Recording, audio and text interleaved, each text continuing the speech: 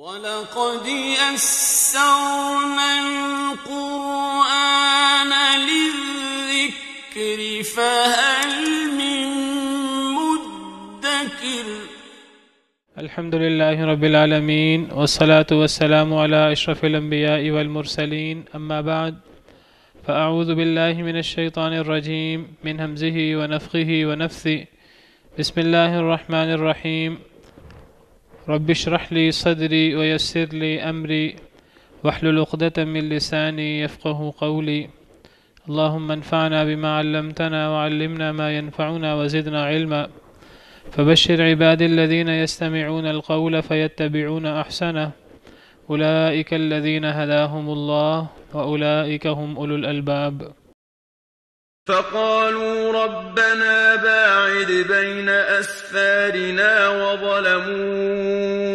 أنفسهم فجعلناهم أحاديث ومزقناهم كل ممزق إن في ذلك لآيات لكل صبار شكور وَلَقَدْ صَدَّقَ عَلَيْهِمْ إِبْلِيسُ ظَنَّهُ فَاتَّبَعُوهُ إِلَّا فَرِيقًا مِّنَ الْمُؤْمِنِينَ وَمَا كَانَ لَهُ عَلَيْهِمْ مِّن سُلْطَانٍ إِلَّا لِنَعْلَمَ مَن يُؤْمِنُ بِالْآخِرَةِ مِمَّنْ هُوَ مِنْهَا فِي شَكٍّ وَرَبُّكَ عَلَى كُلِّ شَيْءٍ حَفِيظٌ قُلِ ادْعُوا الَّذِينَ زَعَمْتُم مِّن دُونِ اللَّهِ لَا يَمْلِكُونَ مِثْقَالَ ذَرَّةٍ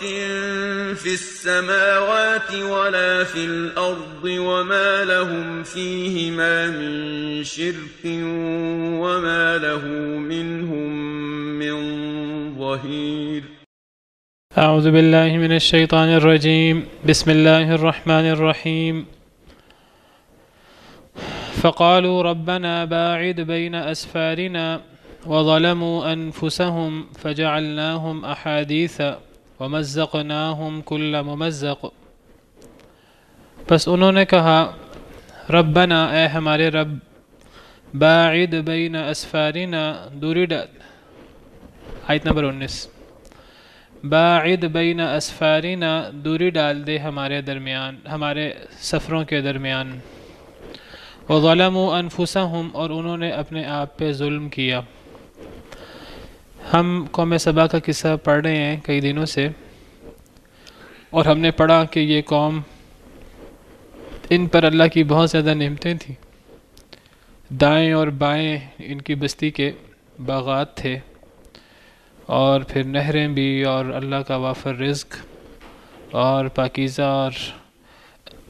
پاکیزہ شہر آب و ہوا بڑی صاف معتدل اور رب مہربان تو اللہ تعالیٰ نے ان پر اتنی نعمتیں کی تھیں اور اللہ نے ان کو یہی حکم دیا تھا کہ اللہ کی نعمتیں کھاؤ خوشی سے کھاؤ لیکن ساتھ ساتھ شکر ادا کرو لیکن انہوں نے کیا کیا انہوں نے اللہ رب العالمین کا شکر ادا نہیں کیا تو وہ جو انہوں نے بند بنائے ہوئے تھے نہر کے پانی کو بارش کے پانی کو استعمال کرنے کے لیے اور جن بندوں کی وجہ سے جن ڈیمز وغیرہ کی وجہ سے ان کی زمین بڑی زرخیز تھی تو ایسا اللہ نے سیلاب بھیجا کہ وہ بند ٹوٹ گئے اور یہ جو خوشنما پھلوں والے خوش ذائقہ پھلوں والے باغ تھے یہ بد ذائقہ پھلوں والے باغوں میں بدل گئے اور یہ پھل اور یہ چیزیں ساری ختم ہو گئیں تو اللہ رب العالمین فرماتے ہیں کہ ان پر بہت زیادہ اللہ نے انعام کیا تھا لیکن چونکہ انہوں نے اللہ تعالیٰ کے ان انعامات کا شکر ادا نہیں کیا تو اللہ رب العالمین نے ان سے یہ ساری نعمتیں چھین لیں اللہ تعالیٰ نے ان پر جو انعامات کیے تھے اللہ نے فرمایا پچھلی آیت کریمہ میں کہ ان کی بستی یمن میں تھی تو ان کی بستی یمن اور شام جو کہ ایک ارض مبارکہ ہے ایک بابرکت زمین ہے اس شام اور یمن جو تجارتی بڑے بڑے علاقے تھے ان کے درمیان بھی ہم نے جو شاہراہ تھی جو مین روڈ تھی اس کے اوپر ہم نے بستیاں بنا رکھی تھی یمن سے لے کے شام تک بستیاں ہی بستیاں تھیں، اور وہ بستیاں جو ہیں ساری کی ساری سڑک کے اوپر، جو تجارتی شاہراہ تھی اس تجارتی شاہراہ کے اوپر ساری کی ساری بستیاں تھیں، اور ان کے لیے اللہ نے سفر کرنا بہت آسان کر دیا تھا۔ نہ ہر وقت زیادہ سے زیادہ راہ ساتھ رکھنے کی ضرورت، پانی اور کھانے پینے کی چیزیں، کیونکہ جگہ جگہ بستیاں آبادی موجود ہے، اور نہ ہی ڈاکوؤں وغیرہ کا کوئی خدشہ، نہ دن کو نہ رات کو۔ تو اللہ تعالیٰ نے بہت زیادہ ان پر انعام کیا تھا، اور ان کو اللہ نے فرمایا کہ سیروا فیہا لیالی و ایاما آمنین، رات کو سفر کرو یا دن کو سفر کرو، دن کو سفر کرو گے رات کو کرو گے، دونوں حالتوں میں امن کے ساتھ سفر کرو گے۔ آبادی تھی، ہر طرف بستیاں تھیں، تو نہ کوئی چوری ڈاکے کا خدشہ اور نہ کوئی زیادہ راہ وغیرہ ہر وقت ساتھ اٹھانے کا خدشہ۔ لیکن جب اللہ کا ان پر انعام بہت زیادہ ہوا تو انہوں نے کیا کیا؟ فقالوا ربنا باعد بین اسفارنا، انہوں نے کہا اے ہمارے رب دوری ڈال دے ہمارے سفروں کے درمیان۔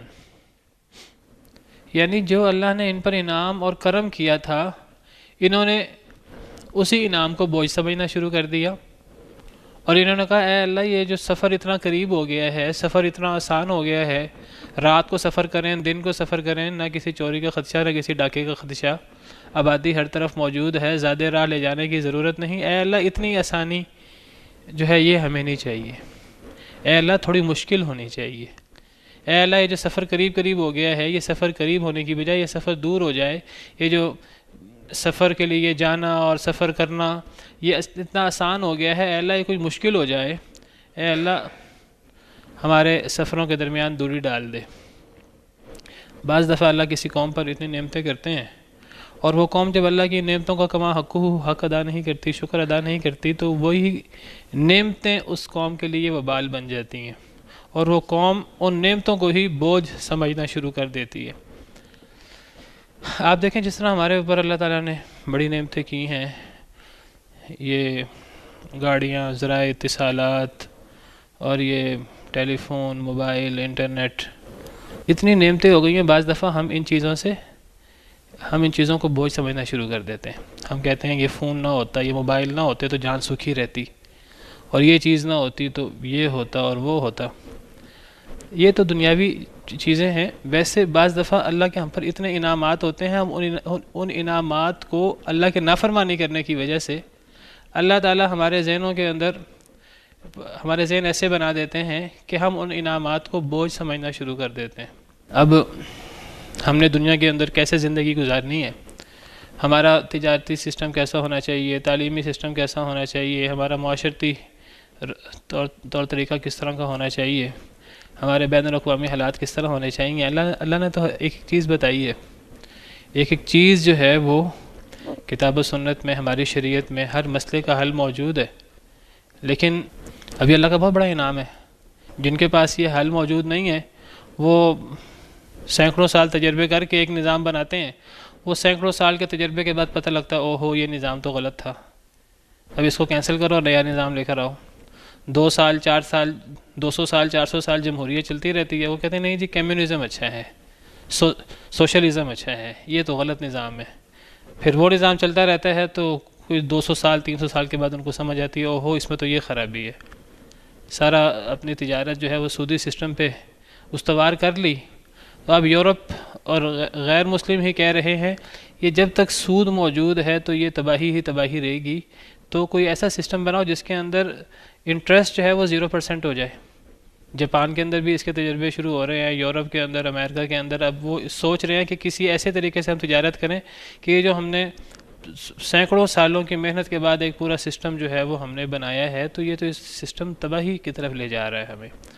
اللہ تعالیٰ نے وہ سارے سسٹم ہمیں پہلے بنے بنائے دے دیے ہیں، ہم ان اللہ کی نعمتوں کے آگے ہم کہتے ہیں ہمیں اس کی ضرورت نہیں ہے، ہمیں تو غیروں کے ہی سسٹم چاہیے، ہمیں تو جو یہودیوں عیسائیوں نے نظام بنایا ہے وہی اچھا ہے، ہمیں ان کے پیچھے چلیں گے۔ وہ اپنے سسٹمز کو چھوڑے جو انہوں نے اپنے ہاں مادر پیدر آزادی دی، وہ اس سے تنگ آ رہے ہیں، ان کے دانشور کہہ رہے ہیں کہ ہم نے اپنا خاندانی سسٹم تباہ کر لیا اور ہم نے اپنے پاؤں پہ کلہاڑی مار لی، ہم انہی چیزوں کو جو ہے وہ اپنانے کی کوشش کر رہے ہیں، اور جن کو وہ آزما کر جن کو وہ پیچھے کر رہے ہیں ہم انہی کو اپنانے کو تیار بیٹھے ہیں، حالانکہ اللہ کی طرف سے ہمارے اوپر جو ہے اتنا بڑا انعام ہے کہ یہ سب چیزیں خالق کائنات نے، جو اس کائنات کا رب ہے، جو ہمارا رب ہے، جو ہر شے کو جاننے والا ہے، جو عالم الغیب ہے، اس نے ہمیں یہ ساری چیزیں اللہ نے بتا دی ہیں، اور اللہ سے بہتر کوئی نہیں بتا سکتا۔ تو اللہ نے ہمیں بتا دی ہے، ہم اس اللہ کی نعمتوں کو لینے کی بجائے ہم جو حق ہے، جو خیر ہے، اس کو لینے کی بجائے ہم غلط چیز لینے کے لیے ہم جو ہیں بہت مشتاق ہیں۔ یہ بالکل ایسی بات ہے جس طرح بنی اسرائیل پر کل بھی میں نے مثال پیش کی تھی۔ بنی اسرائیل پر اللہ تعالیٰ نے من و سلوہ اتارا، انہوں نے جب وہ من اور سلوہ ان کو بغیر محنت کے مل جاتا تھا، انہوں نے کہا ہمیں یہ من اور سلوہ نہیں چاہیے۔ انہوں نے کہا حضرت موسیٰ سے کہا موسیٰ اپنے رب سے دعا کریں، وَإِذْ قُلْتُمْ يَا مُوسَىٰ لَن نَّصْبِرَ عَلَىٰ طَعَامٍ وَاحِدٍ، ہمیں یہ ایک کھانا نہیں چاہیے روزانہ، ایک ہی کھانا، من اور سلوہ۔ من میٹھی چیز ہوتی تھی، سلوہ جو ہے یہ کوئی بٹیر وغیرہ اور یہ پرندوں کا گوشت وغیرہ ہوتا تھا، پرندے آ جاتے تھے تو یہ پرندوں کو شکار کر لیتے تھے، اور ان کو کوئی پرندوں کے شکار کے لیے کوئی بہت زیادہ محنت نہیں کرنی پڑتی تھی۔ تو انہوں نے کہا ایک جیسا کھانا کھا کھا کے ہم تنگ آ چکے ہیں، تو اے موسیٰ اپنے رب کو پکاریں، فَادْعُ لَنَا رَبَّكَ يُخْرِجْ لَنَا مِمَّا تُنبِتُ الْأَرْضُ مِن بَقْلِهَا وَقِثَّائِهَا وَفُومِهَا وَعَدَسِهَا وَبَصَلِهَا، ہمیں تو کوئی ترکاریاں، کوئی پیاز، کوئی دال، کوئی گیہوں، کوئی ہمیں اس طرح کی چیزیں چاہیے۔ تو اللہ تعالیٰ نے کیا فرمایا؟ قَالَ تَسْتَبْدِلُونَ الَّذِي هُوَ أَدْنَىٰ بِالَّذِي هُوَ خَيْرٌ۔ حضرت موسیٰ نے فرمایا کہ جو اللہ نے تمہیں خیر دی تھی، اچھی چیز دی تھی، من اور سلوہ، اس کو چھوڑ کر ادنا چیز اللہ سے مانگ رہے ہو۔ تمہیں چاہیے تو ٹھیک ہے، شہر میں چلے جاؤ تو وہاں تمہیں یہ چیزیں مل جائیں گی، اہبطوا مصرا فإن لکم ما سألتم۔ تو بعض دفعہ کسی قوم پر اللہ کی طرف سے نعمتیں زیادہ ہوتی ہیں، اور جب وہ قوم ان نعمتوں کا کما حقہ حق ادا نہیں کرتی، شکر ادا نہیں کرتی، تو وہی نعمتیں ایک قوم اسی نعمتوں سے ہی وہ تھک جاتی ہے، اور وہ اللہ کی ناشکری کرتے ہوئے کہنا شروع کر دیتے ہیں نہیں جی ہمیں یہ نعمت نہیں چاہیے۔ اللہ نے ہمیں نظام دیا ہے قرآن کی صورت میں، ہمیں یہ نظام نہیں چاہیے، ہمیں تو انسانوں کے بنے ہوئے الٹے سیدھے نظام چاہیے جو ہمیں غلط طرف لے کے جائے۔ اللہ نے آسمانوں کے اوپر سے بھیجا ہے ہمارے لیے۔ وعلیکم السلام ورحمۃ اللہ وبرکاتہ۔ ہمیں وہ نہیں چاہیے، ایسے نئے نظام بناتے ہیں جو کبھی غیر مسلموں نے بھی نہیں بنائے ہوں گے، کہ جی اسلام قبول کرنے کے لیے 18 سال کی عمر ہوگی تو اسلام قبول کیا جا سکتا، ورنہ کیا ہی نہیں جا سکتا۔ ایسا نظام جو غیر مسلموں کے ملکوں میں بھی نہیں ہے۔ اگر کوئی بندہ اسلام قبول کر لے تو 3 مہینے کے لیے اس کو جو ہے نا حکومتی کسٹڈی میں رکھا جائے گا، اس کو 18 سال کی عمر کے بعد بھی اس کو جو ہے اسلام قبول کرنے کی اجازت نہیں ملے گی۔ 3 مہینے جو ہے وہ کے بعد اس کو اجازت ملے گی، اور اس قسم کے 18 سال سے پہلے شادی نہیں ہو سکتی۔ جو 18 سال سے پہلے شادی کرے گا اس کو اتنی اور اتنے سال کی سزا ہوگی، اور یہ مالی جرمانہ ہوگا۔ جو کسی کو اسلام قبول کرنے کی طرف مائل کرے گا، کسی کو تبلیغ کرے گا، تو اس کو اتنے اور اتنے سال قید ہوگی۔ ایک اسلامی ملک کے اندر جو ہے وہ ایسے نظام بن رہے ہیں، کتاب و سنت کو چھوڑ کر غیروں کو خوش کرنے کے لیے، اچھی چیز کو چھوڑ کر جو ہے وہ ادنا چیز کے اوپر تیار ہو رہے ہیں۔ کئی دفعہ نعمتیں اللہ کی طرف سے اتنی زیادہ ہو جاتی ہیں کہ انسان ان نعمتوں سے اوب جاتا ہے، اور اس کی بنیادی وجہ کیا ہوتی ہے؟ ناشکری۔ ان نعمتوں کا جب شکر ادا نہ کیا جائے، وہی نعمتیں کئی دفعہ ہم منہ سے کہتے ہیں کہ جی ہمیں یہ نعمت نہیں چاہیے۔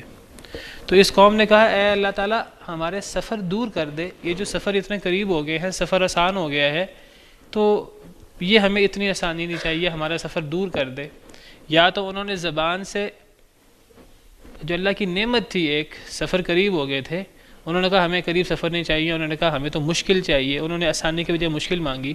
یا بعض مفسرین کے مطابق انہوں نے زبان سے یہ بات نہیں کہی، زبان سے تو یہ کہتے تھے کہ ہاں یہ اللہ کی یہ جو ہے وہ سفر ہمارے قریب ہو گئے ہیں، لیکن یہ گویا کہ انہوں نے زبان حال سے یہ بات کہی۔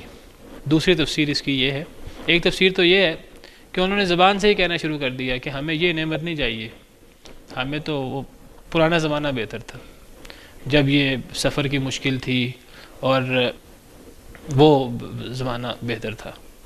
ایک تو یہ ہے کہ انہوں نے زبان سے کہنا شروع کر دیا۔ دوسری تفسیر یہ ہے کہ زبان سے تو انہوں نے یہ نہیں کہا کہ ہمارا سفر دور کر دے، لیکن گویا کہ وہ زبان حال سے یہ بات کہہ رہے تھے۔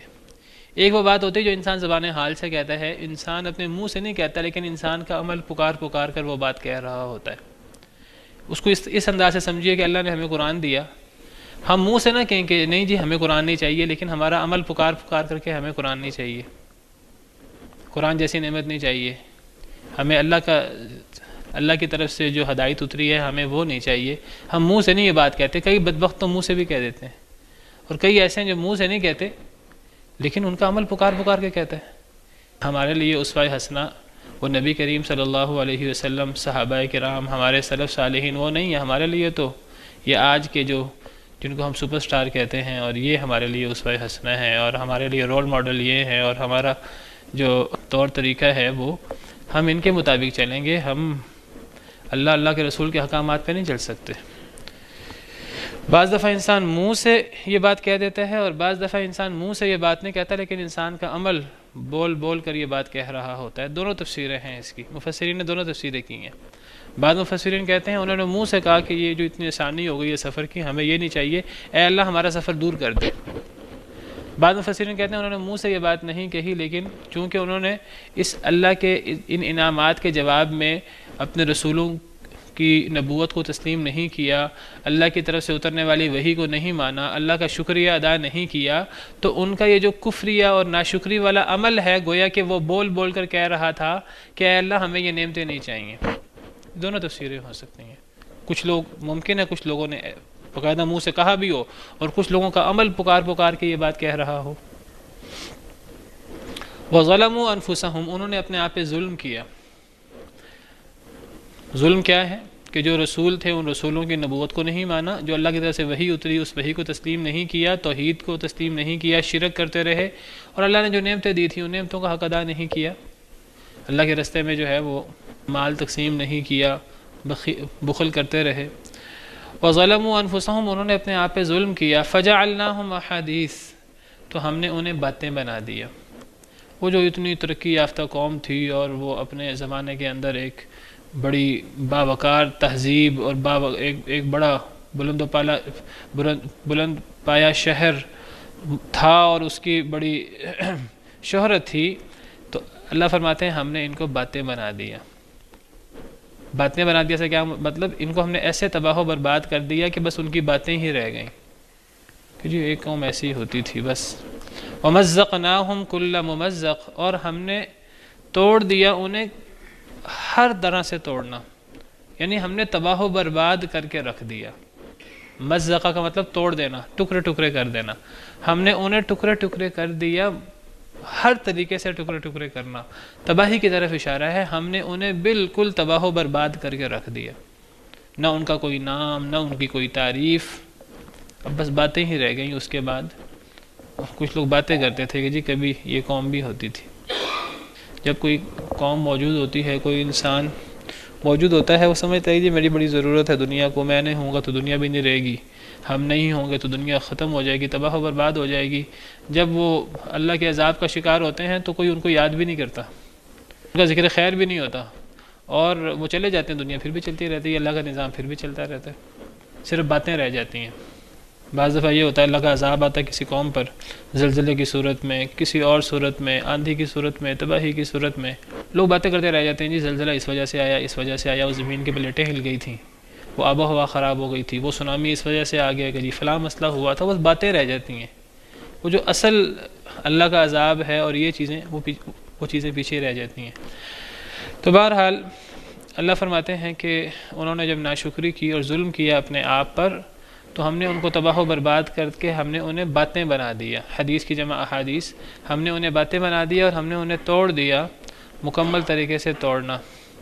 ان فی ذلک لآیات لکل صبار شکور، بے شک اس میں البتہ نشانیاں ہیں ہر بہت صبر کرنے والے کے لیے، بہت شکر کرنے والے کے لیے. اگر ہم دنیا کے حالات پہ غور کریں، پرانی قوموں کے حالات پہ، یا جو قومیں ہمارے سامنے موجود ہیں ان کے حالات پہ غور کریں، تو بہت ساری نشانیاں ہیں. لیکن ان نشانیوں سے فائدہ کون اٹھاتا ہے؟ اصل چیز یہ ہے، اللہ تعالیٰ فرماتے ہیں کہ انسان جہاں سے بھی گزرے، انسان کو جو ہے وہ جگہ جگہ نشانیاں نظر آتی ہیں. اَيٍّ مِّنْ آیَةٍ فِي السَّمَاوَاتِ وَالْأَرْضِ يَمُرُّونَ عَلَيْهَا وَهُمْ عَنْهَا مُعْرِضُونَ، سورہ یوسف آیت نمبر 105. اللہ فرماتے ہیں کہ جی کتنی ہی نشانیاں ہیں آسمانوں اور زمین میں جن سے وہ روزانہ گزرتے ہیں، لیکن وہ غور ہی نہیں کرتے ان نشانیوں میں، وہ منہ موڑ لیتے ہیں، ان نشانیوں پہ توجہ نہیں کرتے. ہم ہزاروں نشانیاں ہمارے سامنے ہوتی ہیں، ہم ان نشانیوں پہ غور نہیں کرتے، یا ایسی نشانیاں ہیں بہت ساری جو ہم سے پہلے گزر چکی ہیں اور ہمیں پتہ ہے، ہمارے سامنے کئی بستیاں تباہ ہوتی ہیں، بہت ساری قومیں تباہ ہو چکی ہیں، ہمیں ان کے حالات کا پتہ ہے، لیکن انسان غور ہی نہیں کرتا۔ تو یہ غور کون کرتے ہیں؟ یہ صبر کرنے والے اور شکر کرنے والے غور کرتے ہیں۔ عام لوگ تو دنیا کی غفلت کے اندر اس طرح مگن ہوتے ہیں کہ وہ غور ہی نہیں کرتے، اور یہ صبر کرنے والے اور شکر کرنے والے کون ہیں؟ یہ مسلمان ہیں، یہ اللہ پر ایمان لانے والے ہیں، کیونکہ صرف مومن ہی ہے جو صبر اور شکر کرتا ہے، باقی لوگ صبر اور شکر نہیں کرتے۔ حدیث مبارکہ میں آتا ہے انسان کی زندگی میں دو ہی حالتیں ہوتی ہیں، ایک حالت یہ ہوتی ہے کہ انسان مشکل میں ہوتا ہے، اور ایک حالت ہوتی ہے کہ انسان جو ہے وہ مشکل میں ہوتا ہے، ایک حالت ہوتی ہے انسان نعمت میں ہوتا ہے۔ اب انسان مشکل میں ہو، انسان کو کیا کرنا چاہیے؟ صبر کرنا چاہیے۔ اگر ایک انسان جو ہے وہ نعمت کی حالت میں ہو، انسان کو شکر کرنا چاہیے، لیکن اکثر لوگ اس طرح کرتے نہیں ہیں۔ اکثر لوگ کیا کرتے ہیں کہ نعمت کے اندر شکر کرنے کی بجائے غرور کرنا شروع کر دیتے ہیں، اور جب مصیبت آتی ہے تو صبر کرنے کی بجائے مایوس ہو جاتے ہیں اور واویلا شروع کر دیتے ہیں، ماتم اور دہائیاں دینا شروع کر دیتے ہیں۔ لیکن جو مومن لوگ ہیں ان کا معاملہ یہ نہیں ہے۔ ان کا کیا معاملہ ہے کہ مومن لوگ جب انہیں مشکل آتی ہے تو صبر کرتے ہیں، اور جب نعمت ملتی ہے شکر کرتے ہیں، اور یہ سعادت صرف مومن کو نصیب ہوتی ہے، اور کسی کو یہ نصیب نہیں ہوتی۔ صحیح مسلم کی روایت ہے، نبی کریم صلی اللہ علیہ وسلم کا ارشاد ہے، جی حضرت صہیب سے مروی ہے کہ نبی کریم صلی اللہ علیہ وسلم نے فرمایا عجبا لامر المؤمن، مومن کا معاملہ بڑا عجیب ہے، ان امرہ کلہ خیر، اس کا ہر معاملہ ہی بڑا خیر ہے، اس کو مشکل آئے یا نعمت آئے، دونوں حالتیں اس کے لیے خیر ہے۔ کیسے؟ فرمایا ولیس ذلک لاحد الا للمؤمن، یہ سعادت صرف مومن کو ہی نصیب ہوتی ہے اور کسی کو نصیب نہیں ہوتی۔ کیا خیر ہے یہ؟ کیا چیز ہے جو صرف مومن کو نصیب ہوتی ہے؟ دو حالتیں ہیں، ان اصابتہ سراء شکر، اگر اسے خوشی ملتی ہے تو شکر کرتا ہے، فکان خیر اللہ، اور یہ شکر کرنا اس کے لیے بہتر ہوتا ہے۔ یہ آزمائش ہے نعمت ملنا، تو وہ اس آزمائش میں انسان سے کیا تقاضا ہے؟ شکر کرنے کا، جو اس قوم سے تقاضا ہوا تھا، قوم سبا سے، جو حضرت سلیمان حضرت داؤد علیہ السلام سے تقاضا ہوا تھا، تو یہ شکر کرتا ہے نعمت ملنے پر۔ نعمت ملنے پر تکبر اور غرور میں مبتلا نہیں ہوتا، فکان خیر اللہ، یہ شکر کرنا اس کے لیے بہتر ہو جاتا ہے۔ وَإِنْ أَصَابَتْهُ ضَرَّاءُ صَبَرَ، اگر اسے تنگی اور مشکل آتی ہے تو صبر کرتا ہے، واویلا نہیں کرتا، مایوس نہیں ہوتا، فکان خیر اللہ، یہ بھی اس کے لیے بہتر ہوتا ہے۔ تو انسان کی زندگی میں دو ہی حالتیں ہیں بنیادی، یا مصیبت کی یا نعمت کی۔ مصیبت بھی آزمائش ہے، نعمت بھی آزمائش ہے۔ مصیبت میں صبر کرنا چاہیے اور نعمت میں شکر کرنا چاہیے۔ جو مصیبت میں صبر کرے اور نعمت میں شکر کرے تو یہ ہے مومن، اور یہ چیز صرف مومن کو نصیب ہوتی ہے، یہ کسی اور کو نصیب نہیں ہوتی، کسی کافر کو یہ چیز نصیب نہیں ہوتی۔ جو بندہ اللہ سے دور ہے اسے یہ چیز نصیب نہیں ہوتی، وہ مصیبت میں واویلا کرے گا اور نعمت کے اندر غرور کرے گا، سرکش ہو جائے گا نعمت کے اندر۔ کلا ان الانسان لیطغی ان رآہ استغنی، انسان سرکش ہو جاتا ہے جب اپنے آپ کو غنی پاتا ہے۔ یہ چیز صرف مومن کو نصیب ہوتی ہے۔ تو مومن جو ہے وہ ان دونوں حالتوں میں اللہ کی آزمائش میں کامیاب ہوتا ہے۔ مصیبت میں کیا کرتا ہے؟ صبر، بہت صبر کرنے والا ہوتا ہے، اور نعمت میں کیا کرتا ہے؟ شکر، تو بہت شکر کرنے والا ہوتا ہے۔ تو قرآن کریم میں جہاں بھی صبار شکور ہے تو اس سے مراد کون ہوا؟ مومن، اس سے مراد مومن ہوئے، کیونکہ مومن ہی ہے جو ان دونوں حالتوں میں صبر اور شکر کرتا ہے۔ تو گویا کہ یہ جو ساری نشانیاں ہیں، ان نشانیوں سے کون فائدہ اٹھاتے ہیں؟ کس کے لیے نشانیاں ہیں؟ صبر اور شکر کرنے والے کے لیے، یعنی مومن کے لیے، کیونکہ مومن ہی صبر اور شکر کرتا ہے، کافر تو صبر شکر نہیں کرتا۔ تو گویا کہ یہ جو قصے ہیں، یہ جو قرآن کریم میں قصے ہیں، قرآن کریم کی آیات ہیں، قرآن کریم کی حکمتیں ہیں، قرآن کی باتیں ہیں، ان کو پڑھتا اور ان پر کون عمل کرتا ہے اور ان سے کون نصیحت اٹھاتا ہے؟ مومن۔ اور جو مومن نہیں ہے، کہنے کو چاہے وہ نام کا مسلمان بھی ہو، نام اس نے مسلمانوں جیسے بھی رکھے ہوں، نہ وہ قرآن پڑھے، اور قرآن پڑھے بھی تو غور نہ کرے، اس سے نصیحت نہ لے۔ انسان کتنی نشانی سے گزرتا ہے روزانہ، لیکن بہت سے لوگ ہیں ان سے فائدہ نہیں اٹھاتے، ان سے نصیحت نہیں لیتے۔ وَكَأَيٍّ مِّنْ آیَةٍ فِي السَّمَاوَاتِ وَالْأَرْضِ يَمُرُّونَ عَلَيْهَا وَهُمْ عَنْهَا مُعْرِضُونَ، روزانہ کتنی نشانیوں سے گزرتے ہیں، منہ موڑتے گزر جاتے ہیں۔ کئی ایسے بھی ہیں جو قرآن کریم کے ان قصوں سے اور قرآن کریم کی ان حکمت والی باتوں سے گزرتے ہیں، لیکن منہ موڑتے ہوئے گزر جاتے ہیں، غور ہی نہیں کرتے۔ تو صرف نشانی ہونا کافی نہیں ہوتا، اس نشانی سے فائدہ کس نے اٹھایا؟ ہمارے سامنے روزانہ جتنی اموات ہوتی ہیں، کیا ہر موت بہت بڑی نشانی نہیں ہے ہمارے لیے کہ ہم نے بھی جانا ہے، ہم نے بھی قبر میں جانا ہے اور ہماری بھی دنیا ختم ہونی ہے، ہم نے بھی اللہ کے حضور پیش ہونا ہے؟ کس طرح لوگ جو ہیں وہ راہ چلتے فوت ہو جاتے ہیں اور اچانک موت آ جاتی ہے اور پتہ بھی نہیں لگتا۔ ہم سمجھتے ہیں جیسے ہم نے ہمیشہ رہنا ہے، ہم اپنی اسی غفلت کے اندر، ہم اپنی اسی جو ہے وہ عیاشی کے اندر اور اسی اللہ کے نافرمانی کے اندر ہم مبتلا ہیں۔ تو اس میں نشانیاں ہیں، بہت صبر کرنے والے، صبار بھی مبالغے کا صیغہ ہے، شکور بھی مبالغے کا صیغہ ہے، بہت صبر کرنے والے، بہت شکر کرنے والے کے لیے، اور یہ مومن ہی ہے، مومن کے علاوہ کوئی نہیں ہے۔ تو مومن لوگوں کے لیے نشانیاں ہیں ان قصوں میں، قوم سبا کے اس قصے میں بھی، جس پر اللہ نے بڑا انعام کیا تھا، لیکن اللہ نے پھر اسے بلی بصری کہانی بنا دیا۔ اس قصے سے کس کو فائدہ ہوگا؟ مومن کو، صبر اور شکر کرنے والے کو، اور کسی کو فائدہ نہیں ہوگا، وہ غور ہی نہیں کرے گا۔ اب ہم نے یہ دیکھنا ہے کہ ہم کیا صبر کرنے والے، شکر کرنے والے ہیں کہ نہیں، کیا ہمیں ان قصوں سے فائدہ ہوتا ہے کہ نہیں، ہمیں فائدہ ہوا کہ نہیں، کیسے پتہ لگے گا؟ جب ہماری زندگی میں تبدیلی آئیں گی، جب ہم نعمتوں کے اندر اللہ کا شکر کریں گے۔ اور شکر سے مراد کئی دفعہ بات ہو چکی ہے، زبان سے بھی شکر اور عمل سے بھی شکر، اور سب سے بڑا شکر کیا ہے؟ اللہ کے نبیوں پر ایمان لانا، جو ہمارے نبی ہیں، اللہ کی وحی کو ماننا، قرآن سنت کو، اور توحید، جو اللہ کے بنیادی احکامات ہیں، اللہ کے اوامر و نواہی، جو اللہ نے حکم دیا ان احکامات پہ عمل کرنا، زبان سے بھی شکر کرنا، عملاً بھی شکر کرنا۔ اللہ تعالیٰ نے حضرت سلیمان، حضرت داؤد علیہ السلام سے فرمایا تھا علیہ السلام سے، اعملوا آل داؤد شکرا، اے آل داؤد عمل کرو شکر والا۔ شکر صرف زبان کا نہیں ہوتا، عمل کا بھی ہوتا ہے۔ جو بندہ مشرک ہے تو اللہ کا شکر گزار نہیں ہے، اللہ کا سب سے بڑا نافرمان ہے، اللہ کا سب سے بڑا ناشکرہ ہے۔ تو شکر زبان سے بھی ہوتا ہے، عمل سے بھی ہوتا ہے۔ وَلَقَدْ صَدَّقَ عَلَيْهِمْ إِبْلِيسُ ظَنَّهُ، اور البتہ تحقیق سچ کر دکھایا ان پر ابلیس نے اپنا گمان۔ فَاتَّبَعُوهُ إِلَّا فَرِيقًا مِّنَ الْمُؤْمِنِينَ، پس انہوں نے اس کی پیروی کی سوائے مومنوں میں سے ایک گروہ کے۔ اس قوم پر ابلیس نے اپنا گمان سچ کر دکھایا۔ ابلیس کا کون سا گمان ہے؟ ابلیس نے اللہ تعالیٰ سے کہا تھا کہ اے اللہ، اس آدم کی وجہ سے میں گمراہ ہوا ہوں، مجھے اس آدم کو سجدہ نہ کرنے کی وجہ سے آپ نے اپنے رحمت سے دھتکار دیا ہے، اب میں اس آدم کو گمراہ کروں گا۔ وَلَأُضِلَّنَّهُمْ وَلَأُمَنِّيَنَّهُمْ، میں گمراہ کروں گا، انہیں خواہشات دلاؤں گا، ان کے آگے سے آؤں گا، ان کے پیچھے سے آؤں گا، دائیں سے آؤں گا، بائیں سے آؤں گا، اور انہیں گمراہ کر کے رکھ دوں گا۔ اے اللہ، یہ شکر گزار نہیں ہوں گے۔ تو ابلیس نے جو اس وقت اللہ کے سامنے یہ بات کہی تھی اور یہ دعویٰ کیا تھا، تو ابلیس نے اپنا گمان سچ کر دکھایا۔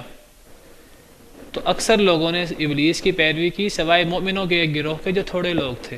قوم سبا میں بھی مومن تھوڑے سے تھے، وہ تھوڑے لوگ، انہوں نے تو ابلیس کی پیروی نہیں کی، انہوں نے تو اللہ کے نبی اور اللہ کی وحی کی پیروی کی اور اللہ کی بات مانی۔ باقی سب لوگ ابلیس کے پیچھے چلتے رہے، اور ہر زمانے میں ایسا ہی ہوتا ہے۔ زیادہ تر لوگ ابلیس کی پیروی کرتے ہیں اور ابلیس کے پیچھے چلتے ہیں، اور ابلیس کا جو گمان ہے وہ سچ کرتے ہیں، سوائے جو اللہ کے مخلص بندے ہیں، جو مومن بندے ہیں، جو تھوڑے سے ہیں، ان لوگوں کے سوا باقی سب لوگ ابلیس کے پیچھے چلتے ہیں، ابلیس کے ساتھی ہوتے ہیں۔ وَمَا كَانَ لَهُ عَلَيْهِمْ مِنْ سُلْطَانٍ، اور نہیں ہے اس کے لیے، ابلیس کے لیے، علیہم ان پر، نہیں تھا ابلیس کے لیے ان پر، من سلطان کوئی غلبہ، کوئی زور۔ ابلیس کا ان پر کوئی زور نہیں تھا کہ جو انہوں نے ابلیس کی پیروی کی، کوئی ابلیس ان پر زبردستی نہیں کر سکتا تھا کہ زبردستی ان کو باطل کے رستے پر لے گیا۔ إِلَّا لِنَعْلَمَ، مگر تاکہ ہم جان لیں، مَن يُؤْمِنُ بِالْآخِرَةِ مِمَّنْ هُوَ مِنْهَا فِي شَكٍ، کون ایمان لاتا ہے آخرت پر اس میں سے جو ہے شک میں۔ اللہ فرماتے ہیں ابلیس کی انہوں نے پیروی کی، ابلیس کے پاس کوئی زبردستی کرنے والی چیز نہیں تھی، ابلیس کے پاس کوئی ان کے اوپر زور اور غلبہ نہیں تھا، انہوں نے اپنی مرضی سے ابلیس کی پیروی کی۔ ابلیس نے بس انہیں دھوکہ دیا، انہیں دھوکوں میں مبتلا کیا، دنیا کی محبت میں، دنیا کے دھوکے میں مبتلا کیا، یہ مبتلا ہو گئے۔ ابلیس کا ان کے اوپر کوئی زور نہیں چلتا تھا کہ ابلیس نے انہیں مجبور کر دیا ہو، کوئی ایسی بات نہیں تھی۔ ابلیس کے پاس کوئی ایسی طاقت نہیں ہے کہ ابلیس کسی کو کان سے پکڑ کے برائی کی طرف لے جائے۔ ابلیس بس ہمیں وسوسہ دیتا ہے اور ہم ابلیس کے پیچھے چل پڑتے ہیں. ہمیں اس کے اندر ابلیس دھوکہ دیتا ہے، ہمیں دنیا خوشنما بنا کے دکھاتا ہے اور ہمیں دھوکہ دیتا ہے کہ جی سب کچھ دنیا ہی ہے، آخرت نہیں ہے، آخرت بڑی دور ہے، پتہ نہیں آنی بھی ہے کہ نہیں آنی. تو ہم ابلیس کے اس دھوکے میں مبتلا ہو جاتے ہیں. ابلیس کے پاس کوئی زور زبردستی نہیں ہے، وہ کسی پہ زور زبردستی نہیں کر سکتا. مگر اللہ نے ابلیس کو وسوسہ ڈالنے کی طاقت دی ہے. وہ کیوں دی ہے؟ تاکہ شک کرنے والے اور مومن لوگ واضح واضح ہو جائیں، تاکہ پتہ لگ جائے کون آخرت پر ایمان رکھتا ہے اور کون آخرت کے بارے میں شک میں ہے. کون آخرت کے بارے میں شک میں مبتلا کرتا ہے؟ ہمیں ابلیس ہمیں دنیا کے دھوکے میں مبتلا کرتا ہے. کہتا ہے جی یہ جو قریب کی نعمت ہے، دنیا کا فائدہ تو قریب کا ہے، فوری ہے، تو قریب کا فائدہ لے لو، پتہ نہیں وہ آخرت کا فائدہ ہوگا کبھی نہیں ہوگا. تو یہ آخرت کے بارے میں دھوکہ اور دنیا کی جس کی کوئی حیثیت نہیں ہے آخرت کے بارے میں، دنیا کو اتنا مزین بنا کے ہمارے سامنے ابلیس پیش کرتا ہے اور آخرت کے بارے میں شک میں مبتلا کر دیتا ہے. تو اللہ فرماتے ہیں کہ سب نے ابلیس کی پیروی کی سوائے تھوڑے مومنوں کے. ابلیس کی جو انہوں نے پیروی کی، ابلیس کا ان کے اوپر کوئی زور نہیں تھا، لیکن ایک آزمائش تھی ہماری طرف سے کہ ہم جاننا چاہتے تھے کہ کون آخرت پر ایمان لاتا ہے اور کون آخرت کے بارے میں شک میں ہے. وَرَبُّكَ عَلَىٰ كُلِّ شَيْءٍ حَفِيظٌ، اور آپ کا رب ہر شے پر نگہبان ہے. اللہ تعالیٰ ہر شے کو دیکھ رہے ہیں، کون ابلیس کے دھوکے میں آتا ہے اور کون ابلیس سے چنگل چھڑا کر اللہ سے لو لگاتا ہے. اللہ ہر شے کو دیکھ رہے ہیں، اللہ ہر شے پر نگہبان ہے. قُلِ ادْعُوا الَّذِينَ زَعَمْتُم مِّن دُونِ اللَّهِ، کہہ دیجئے پکارو ان لوگوں کو جنہیں تم نے گمان کیا ہے اللہ کے علاوہ. کیا گمان کیا ہے؟ یعنی معبود. کہہ دیجئے ان کو پکارو جنہیں تم اللہ کے علاوہ معبود گمان کرتے ہو. لا یملکون مثقال ذرۃ فی السماوات ولا فی الارض، نہیں وہ اختیار رکھتے ذرہ برابر بھی نہ آسمان میں نہ زمین میں. وما لہم فیہما من شرک، اور نہ ہی ان کے لیے ان دونوں میں کوئی حصہ ہے، یعنی زمین و آسمان میں. وما لہ منہم من ظہیر، اور نہ ہی اللہ کے لیے ان میں سے کوئی مددگار ہے.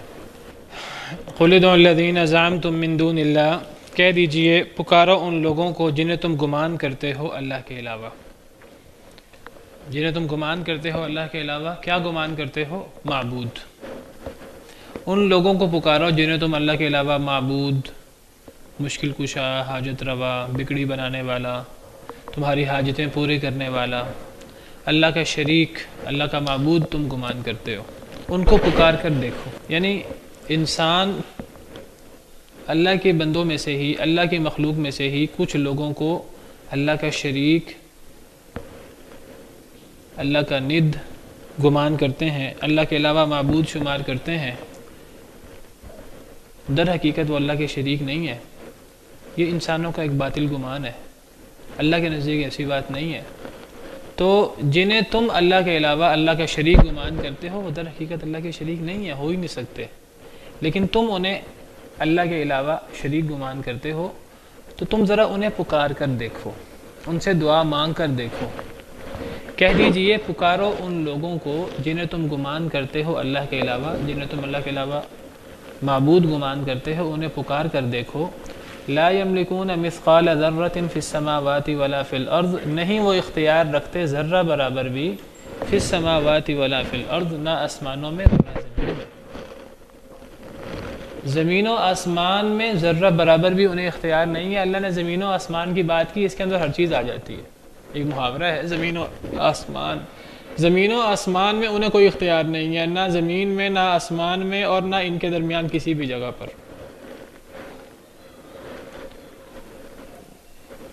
زمین و آسمان میں انہیں کوئی اختیار نہیں ہے. یہ نہیں کہ کوئی بہت بڑا اختیار نہیں ہے، انہیں چھوٹا سا بھی اختیار نہیں ہے، ذرہ برابر بھی انہیں اختیار نہیں ہے. یہ کہتے ہیں کہ جی وہ مشکل کشائی کر لیتے ہیں، وہ حاجت روائی کر لیتے ہیں، وہ اولادیں دے دیتے ہیں، وہ بگڑی بنا دیتے ہیں، وہ کرم کر دیتے ہیں، وہ عطا کر دیتے ہیں، وہ ہمیں جو ہے وہ سمندر کے اندر ہم مصیبتوں میں ہوتے ہیں ہمیں مصیبتوں سے نجات دے دیتے ہیں، ہمارا بیڑا پار لگا دیتے ہیں. اللہ فرماتے ہیں ذرہ برابر بھی اختیار نہیں ہے. انہیں پکار کر دیکھو، وہ تمہاری پکار کا جواب بھی نہیں دے سکتے، تمہاری پکار سن بھی نہیں سکتے. تو ان کے پاس نہ آسمانوں میں کوئی ذرہ برابر اختیار ہے، نہ ان کے پاس زمین میں ذرہ برابر اختیار ہے. وہ ان کو عالم الغیب اور پتہ نہیں کیا کیا ان کو صفات دیتے ہیں اللہ کی، اللہ فرماتے ہیں اللہ کی بات سنیں تو اللہ فرماتے ہیں ان کے پاس ذرہ برابر بھی اختیار نہیں ہے، ذرہ کا بھی اختیار نہیں ہے، ذرہ برابر خدائی اختیار، اللہ کے اختیارات میں سے ان کے پاس کوئی اختیار نہیں ہے۔ اللہ نے اپنی مخلوق پیدا کی ہے، مخلوق کو جو اللہ نے مخلوق ہونے کے اعتبار سے ناقص سی کوئی، اللہ نے ہاتھ دیے ہمیں، ہم ہاتھوں سے جو ہے وہ ہم خود ناقص ہیں، ہمارے ہاتھ بھی ناقص ہیں، ان ہاتھوں سے ہم کوئی کام کرنا چاہیں، ہم جتنا ہمیں اللہ نے ناقص اختیار دیا ہے ہم اس حد تک ان ہاتھوں سے کوئی کام کر سکتے ہیں۔ ویسے بھی ہم صرف ان ہاتھوں سے کوئی کام کریں گے تو ہماری تدبیر ہوگی، ان ہاتھوں سے جو ہم کام کرنا چاہتے ہیں وہ نتیجہ اس کا وہ بھی اللہ کے ہاتھ پہ ہے۔ ہمارے پاس کوئی اختیار ہے اگر مخلوق کے پاس، چاہے وہ کوئی عظیم سے عظیم مخلوق کیوں نہ ہو، چاہے وہ انسانوں میں عظیم سے عظیم انسان کیوں نہ ہو، چاہے وہ جنوں میں سے عظیم ان کے سردار کیوں نہ ہو، چاہے وہ فرشتوں میں سے عظیم کوئی اللہ کا مقرب فرشتہ ہی کیوں نہ ہو، اللہ نے جو مخلوق پیدا فرمائی ہے، جس طرح ہر مخلوق ناقص ہے، ایک وقت تھا جب وہ نہیں تھی، عدم میں تھی، اور وہ ناقص ہے تو ان کے اختیارات بھی بہت ناقص ہیں، اور خدائی اختیار تو کسی کے پاس بھی نہیں ہے، خدائی اختیار تو کسی کے پاس بھی ذرہ برابر نہیں ہے۔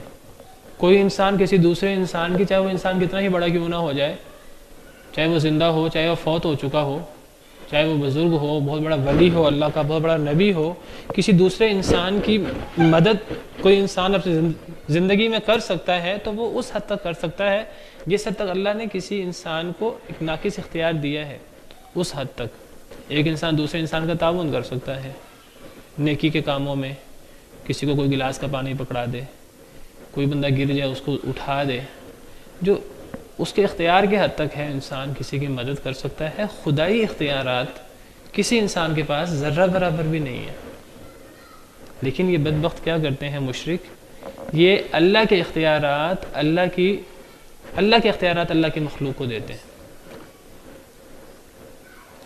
تعویلیں کر کے اور لوگوں کو گمراہ کر کے کہتے ہیں کہ دیکھو جی فلاں کے پاس اللہ کا اختیار ہے، حالانکہ قرآن پاک پڑھیں، احادیث مبارکہ پڑھیں، وہی میں دیکھیں تو اللہ فرماتے ہیں ان کے پاس ذرہ برابر بھی اختیار نہیں ہے خدائی اختیارات میں سے۔ اس حد تک کسی کی مدد کر سکتے ہیں، اس حد تک میں اور آپ کسی کی مدد کر سکتے ہیں۔ کوئی بندہ زمین پہ گر جائے کہ جی ہمیں اٹھا دو، ہم اس کو اٹھا سکتے ہیں، ممکن ہے ہم وہ بھی نہ اٹھا سکیں۔ کوئی انسان جو ہے وہ ہم سے پانی مانگ لے، بڑا ہمارا، ہم اس کو پانی دے دیں جا کر، کسی کی بشری استطاعت کے حد تک کسی کی مدد کر دیں، وتعاونوا علی البر والتقوی، نیکی اور تقوی کے کاموں میں ایک دوسرے کا تعاون کرو، اس حد تک بشری طاقت کے حد تک کسی کا ہم مدد کر سکتے ہیں۔ لیکن جہاں تک خدائی اختیارات ہیں تو وہ تو نہ کسی سے ہمیں اس کا تقاضا کرنا چاہیے، نہ کوئی ہماری مدد کر سکتا ہے۔ کوئی بندہ موجود نہیں ہے اور ہم اس سے کہیں جی ہماری مدد کرو، ہم بیٹھے بیٹھے جو ہے وہ یہاں بیٹھے بیٹھے اس سے کہیں ہماری مدد کرو، ہم کہیں مشکل میں ہیں اور ہم کسی بندے کو اس طرح پکاریں، کسی فرشتے کو، کسی جن کو، کسی بزرگ کو، کسی نبی کو، کسی ولی کو اس طرح پکاریں، چاہے وہ زندہ ہو چاہے وہ فوت ہو چکا ہو، جیسے اللہ کو پکارا جاتا ہے۔ کسی کے پاس کوئی اختیار نہیں ہے خدائی اختیارات میں سے، اور کتنا اختیار ہے کتنا نہیں ہے اللہ فرماتے ہیں ذرہ برابر بھی اختیار نہیں ہے، ذرے کے برابر، ذرے سے چھوٹی کوئی چیز نہیں ہے، خدائی اختیارات میں سے کوئی اختیار نہیں ہے۔ بعض لوگ مغالطہ دیتے ہیں، وہ کہتے ہیں دیکھو جی، یہ کہتے ہیں کہ جی ایاک نعبد و ایاک نستعین، اے اللہ ہم صرف آپ کی عبادت کرتے ہیں اور صرف آپ سے مدد مانگتے ہیں، کیا یہ اپنی بیوی سے کھانا نہیں مانگتے؟ اس قسم کی مثالیں دیتے ہیں گمراہ کرنے کے لیے، اللہ معاف کرے۔ ہم ان سے سوال کرتے ہیں کہ اگر یہ شرک ہے بیوی سے کھانا مانگنا، تو کیا اللہ نے خود شرک کا حکم دیا ہے قرآن میں؟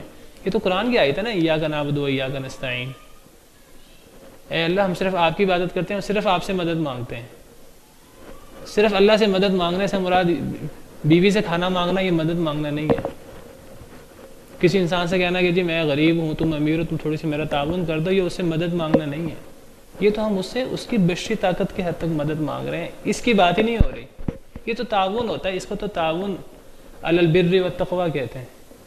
نیکی اور تقوی کے کاموں میں تعاون کرنا چاہیے اور گناہ کے کاموں میں تعاون نہیں کرنا چاہیے، یہ تو وہ تعاون ہے۔ یہ جو استعانت ہوتی ہے یہ تو خدائی اختیارات کے مطابق کسی سے مدد مانگنا، اس کو استعانت کہتے ہیں۔ تو یہاں اس کی بات ہو رہی ہے، یہاں یہ کسی کی بات نہیں ہو رہی کہ کسی سے کو مجھے پانی لا دو، کسی سے کو مجھے 1000 روپیہ دے دو، میرا فلاں مسئلہ ہے، میں نے دوائی لینی ہے، یہ پکارنا نہیں ہو رہا یہاں۔ باقی میں آپ کو یہ بھی واضح کر دوں، یہ جو بشری استطاعت ہوتی ہے اس میں بھی ہم اللہ کے پابند ہیں، اللہ کے محتاج ہیں، ہم اس میں بھی خود مختار نہیں ہیں۔ ہمارا کام تدبیر کرنا ہے، اللہ چاہیں گے تو نتیجہ ہوگا، نہیں چاہیں گے تو نتیجہ نہیں ہوگا۔ ہمارے بشری اختیارات بھی اللہ کے تحت ہیں، ہمارے پاس کچھ اختیار ہے تو بشری اختیار ہے، اور وہ بھی ناقص، اور وہ بھی نتیجہ اس کا اللہ کے ہاتھ میں ہے۔ اللہ نے حضرت زکریا کی زبان بند کر دی تھی 3 دنوں کے لیے، تمہاری زبان ہوگی، تم ٹھیک ٹھاک ہوگے، بول نہیں سکو گے۔ یہ تو ہے بشری اختیار، وہ ہے ہی ناقص، اللہ کے پابند ہے۔ اور خدائی اختیار تو کسی انسان، کسی فرشتے، کسی جن میں آ ہی نہیں سکتا، ذرہ برابر خدائی اختیار نہیں کسی کے پاس آ سکتا۔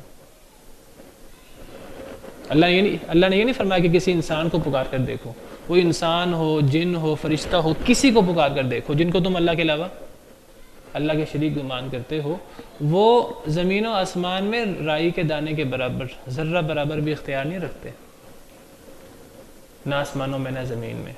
یہ کہتے نہیں جی وہ اختیار رکھتے ہیں، وہ کرم کرتے ہیں، وہ ہمارا تعاون کرتے ہیں، وہ ہمیں رزق دیتے ہیں، وہ ہمیں مدینے بلاتے ہیں، وہ ہمیں یہ کرتے ہیں، ہمیں وہ کرتے ہیں۔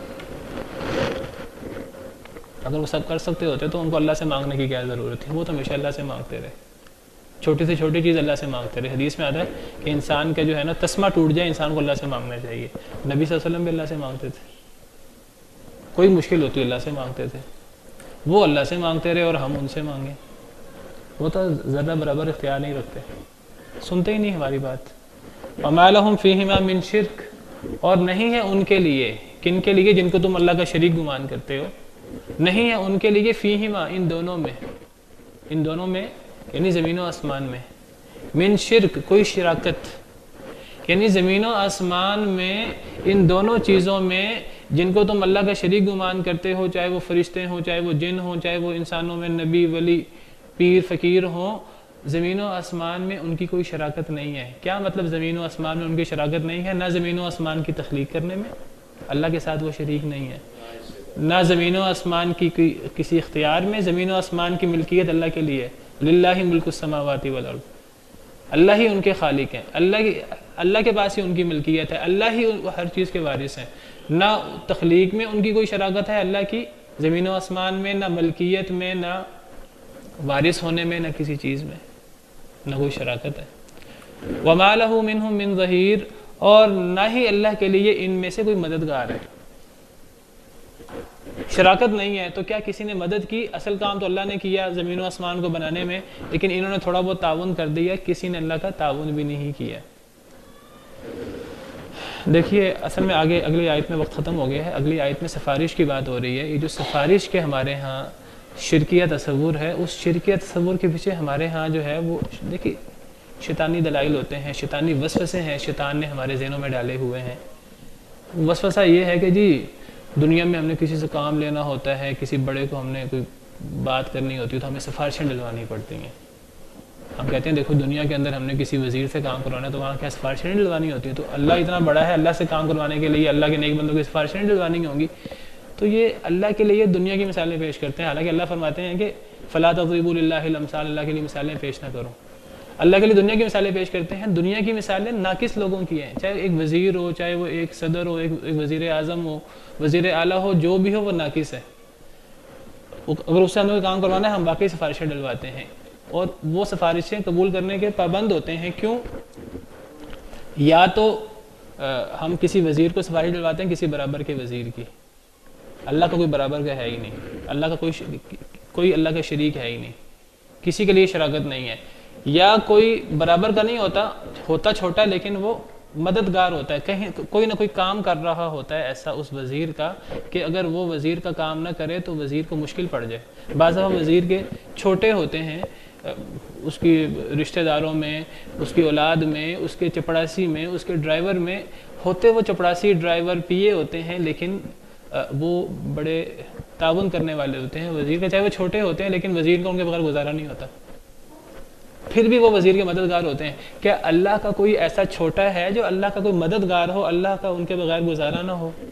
کیا کوئی ایسا ہے جو اللہ کے برابر ہو کہ جس طرح وزیروں میں سے کسی کو دوسرے وزیر کی بات ماننی پڑتی کہ کبھی مجھے بھی اس کی ضرورت پڑ جائے گی، کبھی مجھے بھی اس کے محکمے میں کوئی ضرورت پڑے گی، مجھے اس سے کام لینا ہوگا، آج مجھے اس کی سفارش ماننی ہے، کبھی کسی کو اپنے سے بڑے کی سفارش ماننی پڑتی ہے۔ کیا اللہ کا کوئی بڑا ہے؟ نعوذ باللہ۔ کیا اللہ کا کوئی برابر ہے کہ کبھی اللہ کو اس کی ضرورت پڑے؟ کیا کوئی ایسا چھوٹا ہے اللہ کا جو اللہ کی مدد کرتا ہے، جس کے بغیر اللہ چل نہیں سکتے؟ ولیعاذ باللہ۔ یہ ساری مثالیں دنیا کی جو پیش کی جاتی ہیں، یہ اللہ کے لیے یہ چیزیں ذلت کا باعث ہیں، اللہ کے لیے گالی ہیں یہ سب چیزیں۔ اللہ کے لیے دنیا کی مثالیں پیش نہیں کی جا سکتی۔ اور وقت ختم ہو گیا ہے، باقی انشاءاللہ کل پڑھیں گے۔ سبحانک اللہم ربنا و بحمدک اشہد ان لا الہ الا انت استغفرک۔